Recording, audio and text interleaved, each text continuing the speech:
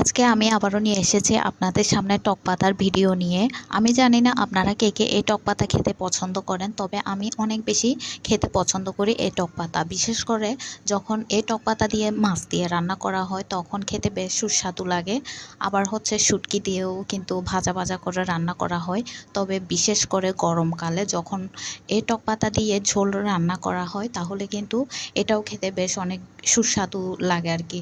যখন জমিনে কেউ পরিশ্রম করে রোদ থেকে এসে যখন দুপুরের খাবার খায় তখন এই টক পাতার ঝোল দিয়ে যখন ভাত খায় তখন বেশ ভালো লাগে তাদের কাছে আর কি, যারা অনেক বেশি পরিশ্রম করে আর কি। অনেকটা এটা টমেটোর টক বলে না অনেকে, মানে কি ঝোল বেশি দিয়ে রান্না করে, ঠিক ওই রকমই মনে হয়। তো এই টক পাতাগুলো আপনারা কে কে চিনেন? যদি চিনে থাকেন অবশ্যই কমেন্ট করে জানাই দিবেন। তবে এই টক পাতাগুলো বিশেষ করে পাহাড়ি অঞ্চলের মধ্যে অনেক বেশি পাওয়া যায়। তবে এই টক পাতাগুলো যখন আমাদের বাড়ির আশেপাশে পাওয়া যেত তখন এত বেশি কদর বুঝতাম না, অর্থাৎ আমি তখন খেতে পছন্দ করতাম না আর কি। বাড়ির আশেপাশে অনেকগুলো থাকতো। আর এই টক পাতার বীজও কিন্তু হয়। ওই বীজ দিয়ে কিন্তু যখন লাল লাল বীজ হয়, পেকে যায়, তখন ওগুলো দিয়েও কিন্তু আচার বানিয়ে খাওয়া যায় আর কি। আপনারা এটা চিনে থাকবেন, কারণ এটা মনে হয় প্রতিটি অঞ্চলের মধ্যে এই টক পাতার গাছ বেশি পাওয়া যায়। তবে এটা পাহাড়ি অঞ্চলে মনে হয় বেশিরভাগ পাওয়া যায় আমার মনে হচ্ছে আর কি।